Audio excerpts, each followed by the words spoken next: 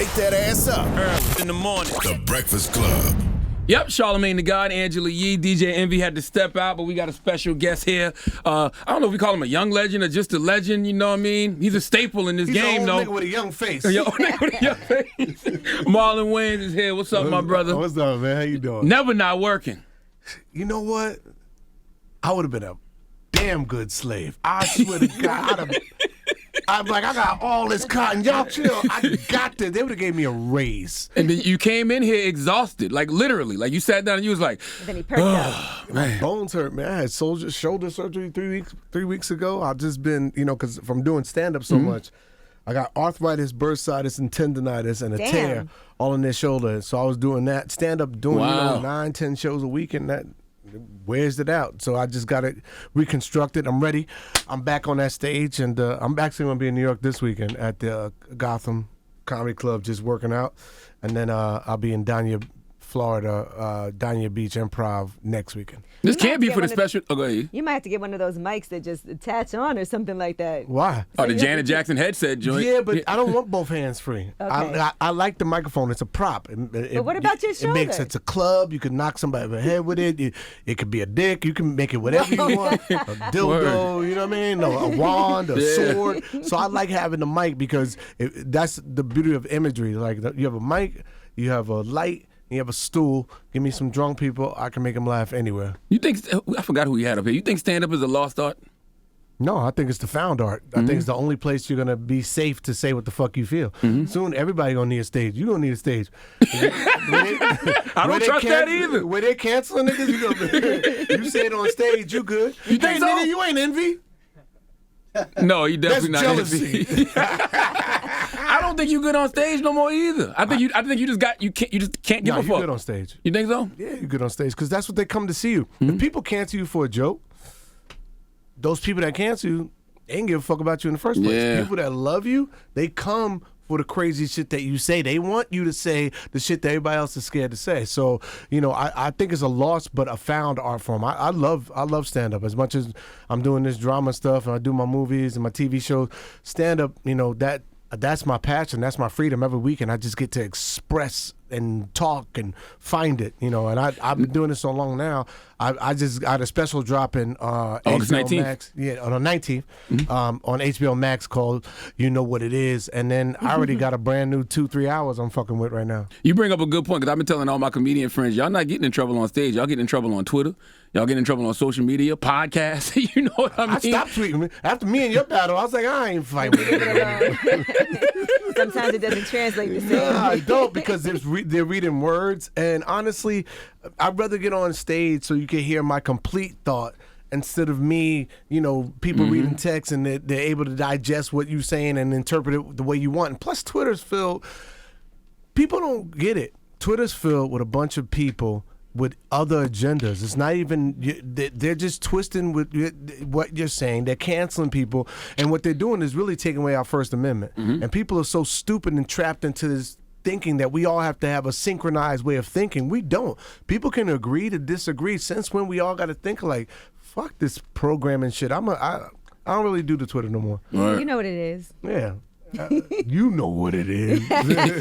Well, let's talk about it because we did get an advanced screener. So You we did? Yes, we did. So When? Yesterday. Oh, shit. So I had a chance to watch it.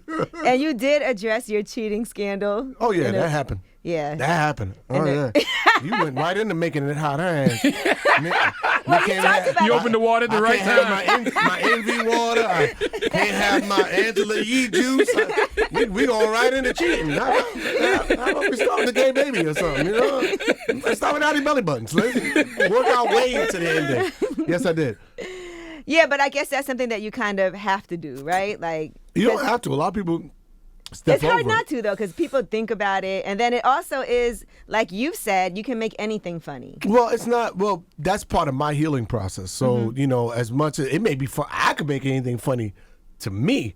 Ask her how That's right. Yeah, was. for real. But honestly, I'm glad that God gave me a microphone because I get to talk about my truth. And as long as you're talking about your truth, you can't hurt or offend others. The person that was in it with you, we laugh about it to this day. It's like, it's some things are gonna break you and other things make you. And everything that's ever happened to me, I just feel like it's always made what was real stronger. So that kind of fortified our bond to this day. Ange is like my best friend, my ride or die. I love that woman to death. Now we don't have sex, but still, she got the card, she got the house. Her house better than mine. I'd be jealous. And we never went to court to talk about those kind of things. That's my family. I love her. I love her for life. But yeah, I fucked up. One thing that people have to think about too when something like that happens, what about the kids? What do the kids have to say to you when you come home? Because they see everything online. You know, because the kids feel for mommy. You know, niggas, we make stupid excuses. First thing I said was, Ange, I know I was on a boat with another woman, but you get seasick. I would have had you there, but you don't like boats. But we didn't have no Dramamine. I swear I was making mermaid you say showed dumb up. shit, man. I was like, I said, this was true. I said the dumbest shit. I got caught. I said, Ange, I said, I know there's pictures with one girl, but there was like 7 others on the boat. You should have seen the shit that was happening down below. But it's not. It was funny to me, and I was able to make her laugh at the time. But I felt like shit, man. It's like, you know, there's no amount of sorries you can say except for, nigga, you are sorry. Yeah. I'm a sorry ass nigga. My bad. And that's something that you're gonna regret for the rest of your life. You think your success took a shot at you because you so famous that they taking pictures of you on a boat? Nah, actually, that was the first time I felt successful. I was like, nigga, we made it. On a boat, hey, nigga, look at my ab right there. That one ab. It wasn't a fly picture either, because, nigga, I'm in the middle of the ocean. And it wasn't like a cool picture with, nigga, I had floaties. I don't know how to swim that well. I had those little, you know, those things they put on kids on. I had floaties. I had one of them little boards that you kick on. And you, it wasn't fly, but it was that was the day I realized I gotta change how I do shit. I changed how I move. I didn't realize I was famous like that. I thought niggas would see me on the boat.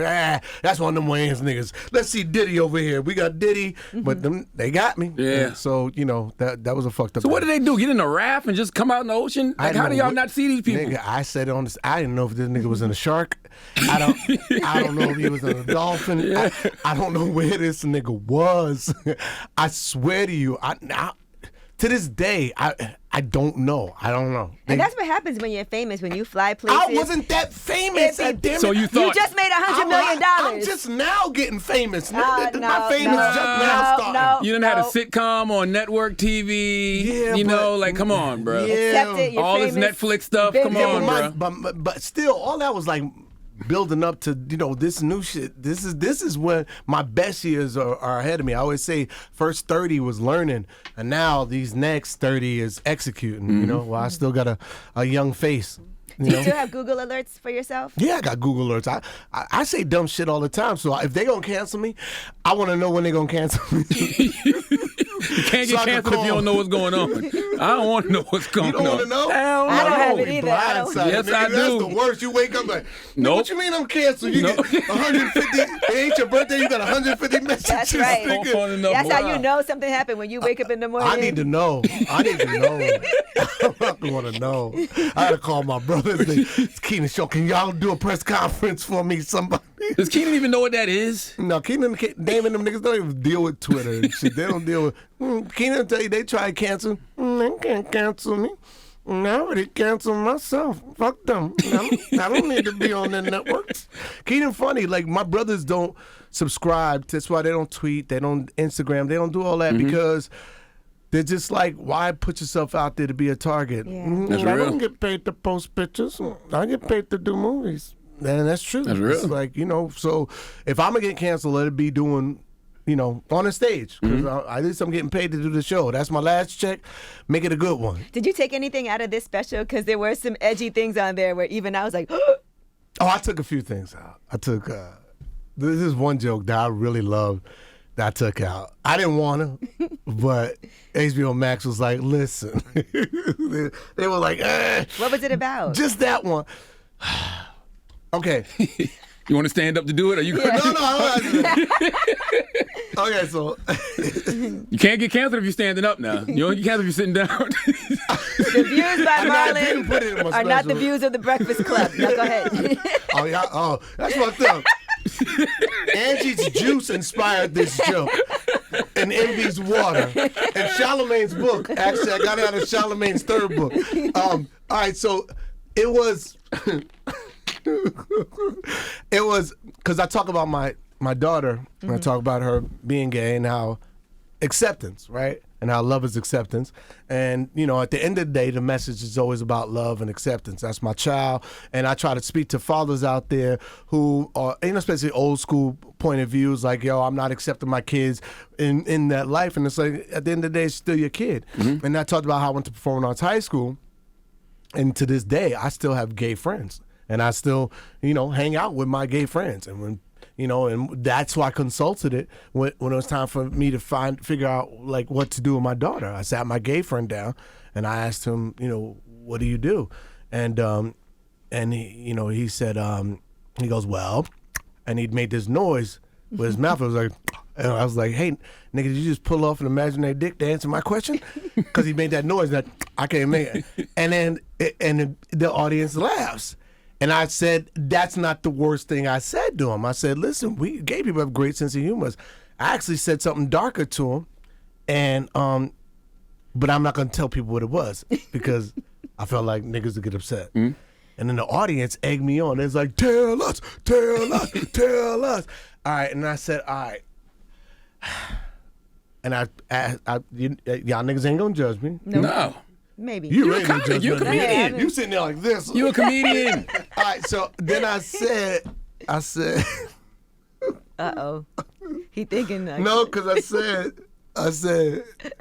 wait, I forgot. It's so funny. It's so funny watching your forgot. publicists out there. They're like, oh my God. They're looking in here like, no, don't do it.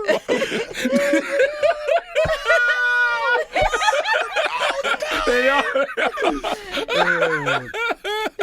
And I said, he goes, my gay friend was like, he goes, I was born this way. And then I said, oh shit. I said, really, nigga? I said, but then, I said, well, who? I said, was it? And then I went, hush, little baby. oh my God. Like he was baby. Bad time. But that's the joke. And the audience like laughed. They fucking lost it. And I got a big, huge round of applause just because I fucking said that. Because they didn't think I was going to go there.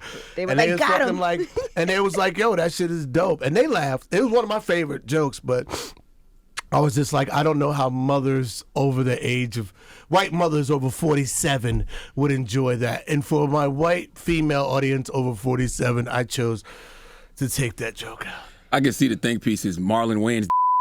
They're not funny. Okay. There's nothing funny about that, Marlon Wayans. I can But just imagine. here's the wild part is I didn't just do the hush, little baby. I did the whole fucking lullaby. You did the whole song? The whole Wow. fucking lullaby. And it just gets more and more uncomfortable and funnier and fucking funnier. Marlon Wayans thinks it's funny. I can see the think pieces right my now. gosh. But here's the thing, ready? There's funny in every fucking thing. And I don't care what topic it is, there's funny in everything. Now, it may take you time to find it, but there's funny in everything. Yeah. You can't tell somebody how to feel about what they went through. That's their therapy, is going, oh, you know what's funny about this shit? And that's the beauty of comedy, is no matter what we decide to talk about, as long as you're talking about your truth, as long as you're talking about a perspective that isn't you're trying to bash, but you're trying to enlighten, I think you could talk about anything. Every time I tell the story about how I got molested at 8 by my cousin's ex-wife, and I always say, you know, I made her stop because she had a Jerry curl and I didn't like the smell of her Jerry curl. You see what I'm saying? I've been telling every time. That's the same reaction every single But time. look at her. She's like, You see what I'm Well, saying? I've heard it too Stop many. being so judgmental. I've heard it too many times already. But it's funny every time. Every time, but it's a true story. Because I would be the same way. Like, I'm not trying to go down this rabbit hole with either one the of way you. a Jerry curl smells is like. That's how I felt when I was 8. I was like, I don't like the smell And of it's a Jerry icky. curl. It's on my hands. It's everywhere. Now, Your mom could tell who it was. It was your auntie. Why? Because look at your lap. All that glycerin's on your fucking lap. That's what that is. I know it was Aunt Aretha. now you know who's gonna cancel you after this special? People with outie belly buttons. Oh, nigga, I thinking- canceled them years ago. You don't fuck with Audis, Marlon? You gotta see this special. I grew up. Where'd you grow up? South Carolina? Monk's Corner, South Carolina. Where'd you go? See, okay, so you know what the fuck I'm talking about. Yes. It's the Audi belly button kids. They just badass fucking kids. It was always the nigga with the Audi belly button that was the bully in the hood. And they never want to have their shirt on either. They never had. They always had, and they were buff at fucking 4 years old. And so I talk about Audi belly button people and how they're terrible human beings. So Audi belly button people, please watch this. It's no offense to you. It's more offense to your belly button and how you were raised. But The funny part is, somebody can write a think piece about that too. Marlon Wayans thinks people with outie belly buttons are the devil. Like, what? Can you fix that if you have an outie, like get surgery? black people try. They put a quarter. You ever seen somebody with a quarter taped to the belly button or a nickel? And brothers try to fix it. Just sleep the nigga on his stomach. He'll be all right. I don't know where the fuck it comes from, but it always scared me. Right. And so in my special, I talk about my fears, and that's one of them.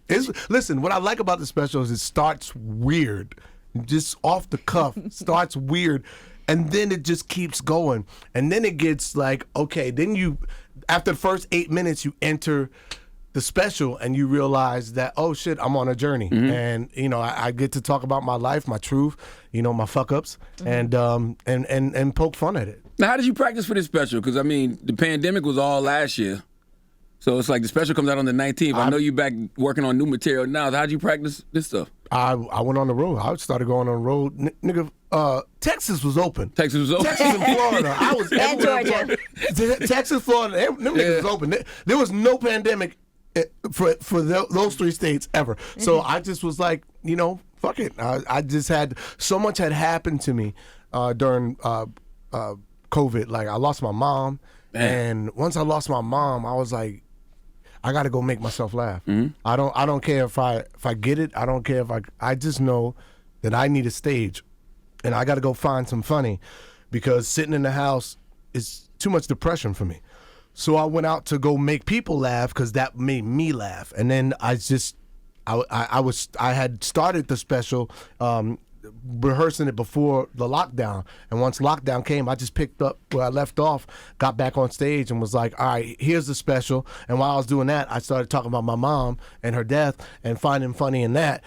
I know that sounds crazy to you, but now I already know what my next special is, and my next one after that. So the more you do it, the better you get, and you just become. I've been doing it 10 years now. So at 10-year mark, you know, you do anything for 10,000 hours, you become an expert at it. So you know, I'm these are my best years. It was crazy. I'm just realizing, I don't think you've been here in 2 years. August, maybe in 2019. Might have been the last time you've been here. 2 years. We're in a pandemic. You wasn't here either. Yeah. With your Angela, she sat at home and was like, I'm gonna make Angela Yee juice. That's damn right. And Envy was like, I'm making Envy water. This tastes just like water. I want to.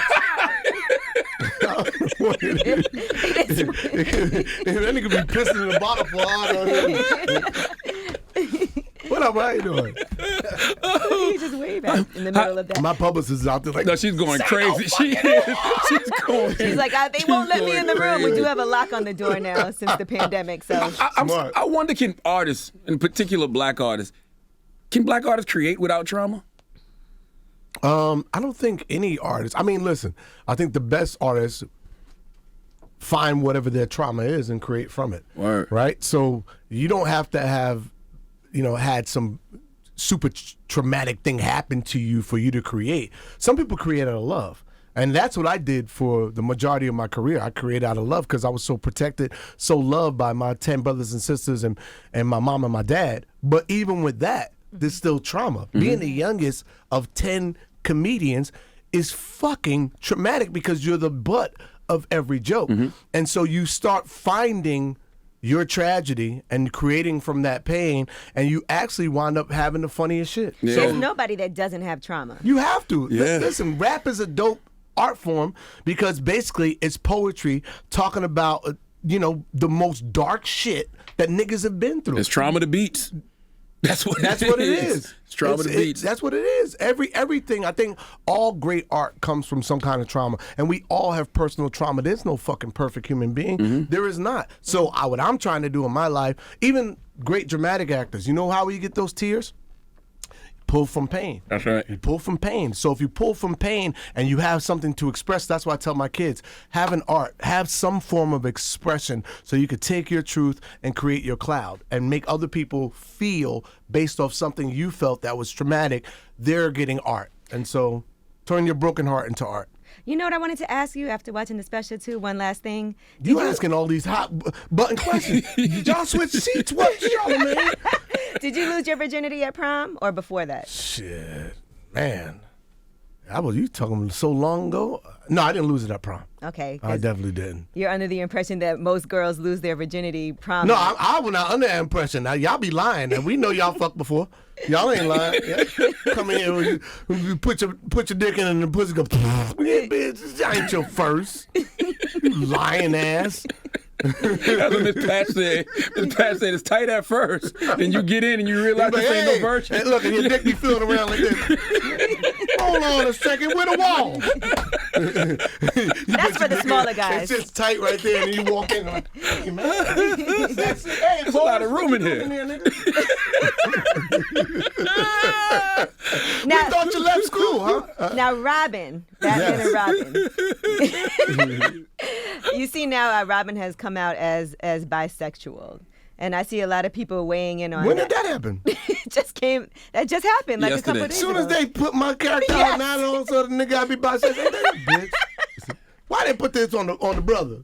White Robin is now Black Robin. I didn't know that. Yeah, that just happened. They said he's bisexual. Which now. one is this? The one that looked like me? No, it's the third. It's the third Robin named Tim Drake. Because it's been 4 different Robins in the comics. So this is the third one named Tim Drake. But he actually didn't come out if you read the comic.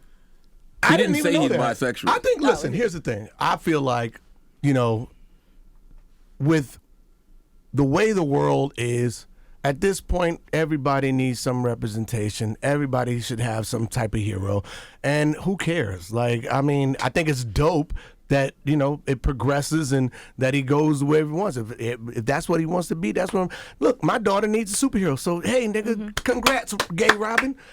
My daughter would love that. She'd be like, yes, Robin, yes. So for everybody, it's beautiful. Yet another reason why In Living Color should get more credit. Because everybody was represented on In Living Color. That's what Everybody. I say. It was a diverse cast, and every character y'all portrayed was, handicapped people, gay people, even And transgenders. they say that In Living Color couldn't exist today. I disagree. Right. I don't think the world would be as sensitive if In Living Color did exist. If we Ooh. did, people go, you can't do a White Chicks 2. Sure we could. I think White Chicks 2 would actually be better given this climate than it was. It would be more successful than it was because people are looking for people to just fucking say it. Everybody's so scared to just say shit. Nigga, who gives a fuck? I'm a project nigga, so I'm gonna say it, and I've always said it, but I always say it with kids' gloves because our intention is never to dismantle or hurt people. Our intention is to bring people together with a laugh. You could be on that side of the fence, I'm on that side of the fence, but you know what? When we come to the fence and we laugh together, that's when we're actually, we're moving forward in society. That's what I love about my shows. When I do stand-up, I can have a point of view over here, and somebody else has a point of view over there, but if I get them all to laugh, then we're agreeing about Absolutely. something. I would argue that if we laugh with each other and at each other, Yes. we all normalize each other, regardless of what it is. Growing up, that's all we did was snap on each That's other. right. Black people, white people, Puerto Rican That's right. people, Dominicans and Puerto Ricans would go at it. And that's what we did. Who's to say you can't say this? Sometimes you make your best friends by talking shit about people. That's right. Nigga, we got cool talking shit about That's each right. other. I was like, that was a good one. Hey, That it was a good one. motivation. Yeah. When Marlon told me I peaked that life, I said, I really got to do more of myself. He told me I peaked that life. I was like, shit, have I? Have I peaked that life? Did I say that?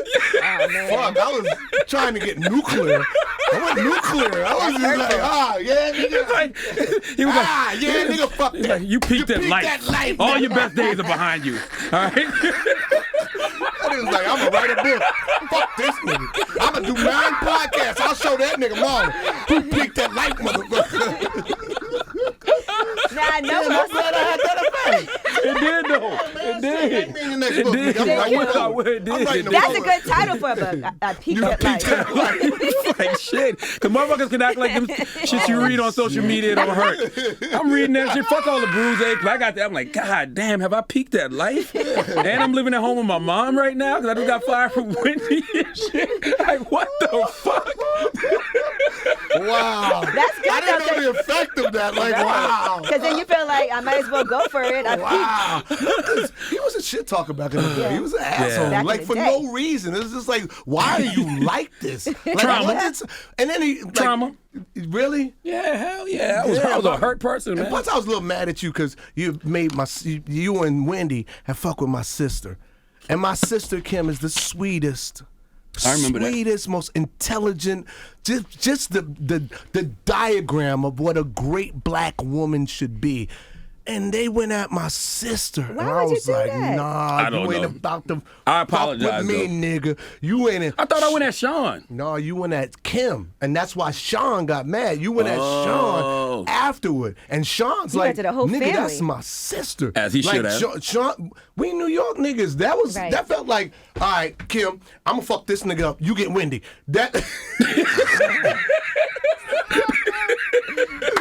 Yeah, but so that when we had the Twitter beef, that's when I was like, "Oh, fire, nigga!" But send Kim our love. She went No, to Did absolutely. she go to Wesleyan? Kim went to That's Wesleyan where I and went too, graduated yeah. with honors from the writing program. My sister's so brilliant. Like, when I read, 2 things made me want to be a writer. When I read my sister's thesis from Wesleyan, I sat down on the bed, I read the whole thesis, and I laughed, and it was so good, so funny, so brilliant. I was just like, my sister wrote this, and then I read I'ma Get You Sucker when I was 10 years old. Wow. And me and Sean read it on our pissy mattress in the projects. And we sat there and we laughed till we cried. And we was like, yo, one day I'ma do this. I can't believe my brother and my sister wrote this. And that's what made me want to write movies and not peak at life. Well, hey, Kim, I sincerely apologize. I was a different person back then. Oh, that's sweet. Thank you, man. No, I appreciate it. Absolutely, Thank you. That absolutely. Black woman didn't deserve that. Now, I know Absolutely. we're also here to talk about respect. We have Oh, to yeah. discuss that. Aretha Franklin. Yes, because the Aretha Franklin biopic comes out August 13th. First and foremost, Jennifer Hudson is amazing in this movie. When you see this woman's work, I couldn't believe that I was watching this woman do this. Like, and it wasn't like she was trying. She had no fear. She would come to work. She's singing Aretha Franklin, and take after take after take, live. Wow. Never asked for hot water and lemon. I was like, or honey. God is in her abdomen. Like, she was so damn good. And she's like, I felt like when I was going to work, I was like, I'm going to watch Jennifer Hudson win 3 Oscars. And you played her Wow. abusive Husband, Ted White. Ted White. And which was different for me because I never hit nobody. I never hit a woman. My sister Nadia, but she deserved it. She's okay. Anyway, Y'all was kids though. yeah, we was Yeah. kids. My I would brother never, definitely hit as me a with grown it. man, I would never. I never seen my dad strike my mom. I didn't grow up in a household like that. Wayne's household was not like that. That's why me and my brothers were respectful men. We'll walk away before it get crazy. If you could light my house on fire, I'm still not gonna hit you. And nothing you could do to make me come out of my character. So I really had to dig deep to find that. And I thought, what would make a man hit a woman? And I thought, a damaged man would hit a woman because he's trying to damage her, because damaged people. And a damaged man is really a hurt little boy. And so the insecurity and the jealousy, him trying to control her, sparked the abuse. But I wanted it to come from a place of love, because when a man meets a woman, he loves her. He wants to rescue her. He's coming as the knight in shining armor, and that was his intention. But he failed her because he just was nothing but a hurt little boy. And that, to me, I wanted to do that because I want to represent for all the women that are in abusive relationships, and people go, why don't you just leave him, girl? Nigga, it ain't that easy. When you fall in love, and that's the beauty of this movie, is you see us fall in love, and then you invest in the love. And so it's not that easy to leave somebody because you're trying to rescue people from each other's damage. Did you discover that from doing this role, or was this something you knew before that? I went in with that intention. Me and Liesl Tommy, who's a brilliant director. Everybody, when you see this movie, y'all gonna be, Marlon's in this? And I was like, I got lucky and tripped into a beautiful, beautiful movie. Everybody came with their A game. Forrest Whitaker's amazing. Jennifer's amazing. The sets are amazing. The wardrobe's amazing. The cast is amazing. Like the musical numbers. And so, this is just a blessing for me. And it comes out August 13th, and I feel like it's my best dramatic work because I didn't want to peak at life. I keep telling you, nigga, these are my best years. But isn't it, something happens when you hit that gear where you go, I got another gear. That's right. I got another gear. I got another gear. And that's why I'm doing this special. That's why I'm doing movies like Respect and getting my dramatic chops up. And, these are my best years. How'd you prepare for the role, though? Like, I mean, because you keep talking about, like, the hurt little boy. So did you have to tap into, like, some trauma you experienced as a child? I mean, you grew up in the projects. You gonna you see people get their ass whooped all the time. Yeah. So I really I thought about past relationships that I knew, girlfriends of mine that have been in abusive relationships, or family members who have been in abusive relationships, and so I kind of tapped into that, and then I read Iceberg Slim's book Pimp, and Pimp is the thing that made me realize that all monsters aren't monsters. They're really damaged, hurt little boys. And hurt people want to hurt people. That's it. And and Iceberg Slim, in his book Pimp, he became a pimp because he was mad at his mother. Because his mother left his stepfather, who was the only man in his life that he loved. And she fucked around with another dude. And she left that man who was really good to him for another dude. And he was like, bitch, I hate you. I'm slapping bitches for life. And that's what he did. You sound like my therapist, Mark. Like, I'm saying, that's the truth. Like, you have hurt, you have your own trauma, and you project it on other people. That's why it's so easy for hurt people to hurt somebody. Right. Yeah. And I go to therapy too. Listen, black people, therapy is good. Hell yeah. It is good. And I don't think in our community we understand that mental health is important. Like, no, weed and drinks can only do but so much. You're suppressing it. Yes, you gotta go fucking talk to somebody. That's right. And it's okay to talk to somebody. It's okay to cry. It's okay to acknowledge like where your pain comes from, because what you don't want to do is give that to other people. And that's, I'm 49, so I'm trying to live my best life these next, 65 years that I got left. You want to be a healed, whole version of Marlon Wayans. Fuck yeah.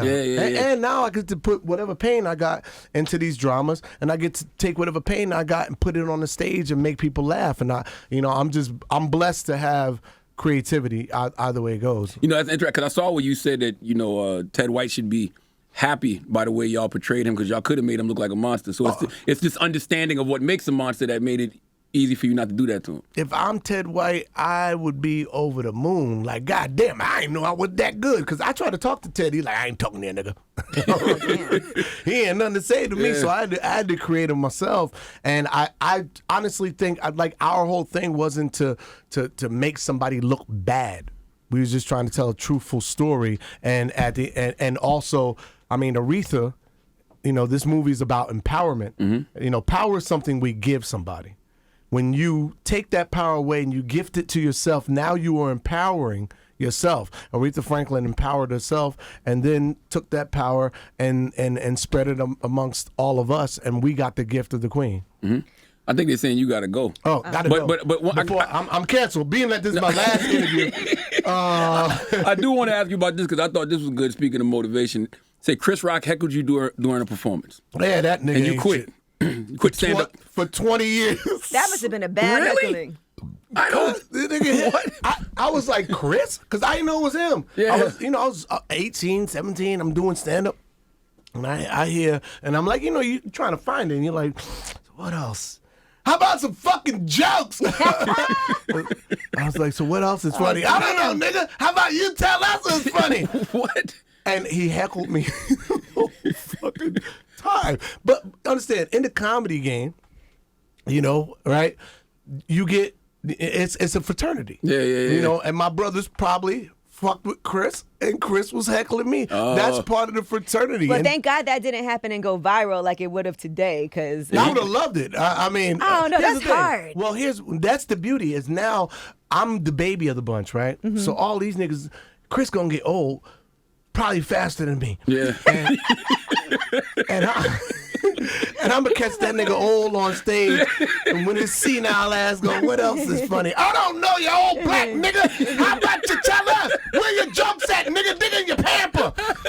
It's funny because I saw him performing at Dave Chappelle's summer camp, and he was a little rusty because he hadn't performed in a while, so he had notes and everything. That's what you should have got him. Let Should me have tell got you him right But there. his notes blew away. No, you can't get Chris.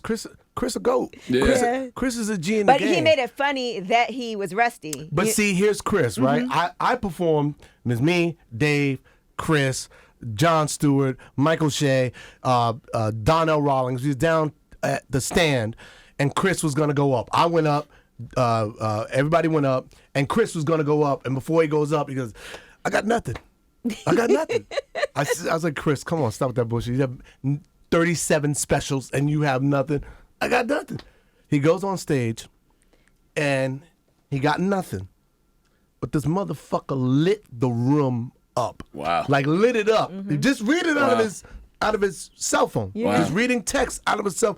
Lit the room up. He gets off stage and he does this and he goes, I said, I thought you said that nothing. He goes, Hit you with the Michael Jordan the shrug. Michael Jordan shrug. Like, nigga, you hit 9 He's the GOAT. 3-pointer. So what got you back on that's stage? how nice he is, huh? What got you back on stage then? The actor in me. Okay. I went up for the Richard Pryor movie, and I had an audition I did with Bill Condon. It's viral. You guys could look it up on YouTube. And I had to prepare for that, and my brother Damon had a movie, Behind the Smile, that he never released. It's in his closet. I have an Oscar in my brother Damon's closet. Swear to God. And it's Dave Chappelle's favorite movie. He never released it. It's called Behind the Smile. But Behind the Smile got me on stage because I was playing a comedian. And I'm kind of like Method. When I go there as an actor. So that brought me out my shell to start doing stand-up again. And then the Richard Pryor thing. And then the Richard Pryor movie fell through. And I realized at that point I was infected with this germ of hitting the stage. And I was like, you know what? I started out wanting to play a great, and now I want to be a great. So this is my second special, and I get better every time out. Like I'm at Gotham this weekend. Come check me out. I'm just in the pocket right now. I don't need the energy, the crazy. Like I'm getting to them dope ass storytelling, center stage, commander room type shit. So you had Gotham all weekend? Yeah. Huh? You had Gotham all weekend? Gotham all But weekend. thank God you haven't peaked at life. Yes, No, thank God. I'm just beginning. Watch when I come in here next time and you find out I'm on the boat with 9 bitches and I get caught out there and I got to break up with 3 or 4 baby mamas. Listen, I'm making it interesting. And when you watch the special, just watch what he has to say about him being with a white woman and how mad. What? Now they gonna cancel you. Now you done went too far. Now you done went too far. Boy, this hot. You see? I think I did peak at life. Well, Respect is out August 13th. Yeah, August 13th, and my HBO Max That's special. today. You know what it is. You got to watch. You know what it is on HBO Max. Oh, you know what it is. My second special. I'll be in Dania Beach, Florida, at the Dania Beach Improv. Come through. That's in Fort When is Lauderdale. that? Fort Lauderdale. That's this weekend. If you wear a mask, okay. is the governor gonna kick you out? Yeah, they kick you out if you do wear a mask. If you got a vaccine, you can't get in. So go check out Respect today. It's Marlon Wayans. Thank you for coming, brother. Appreciate you, my guy. Yes, sir. Yes, sir.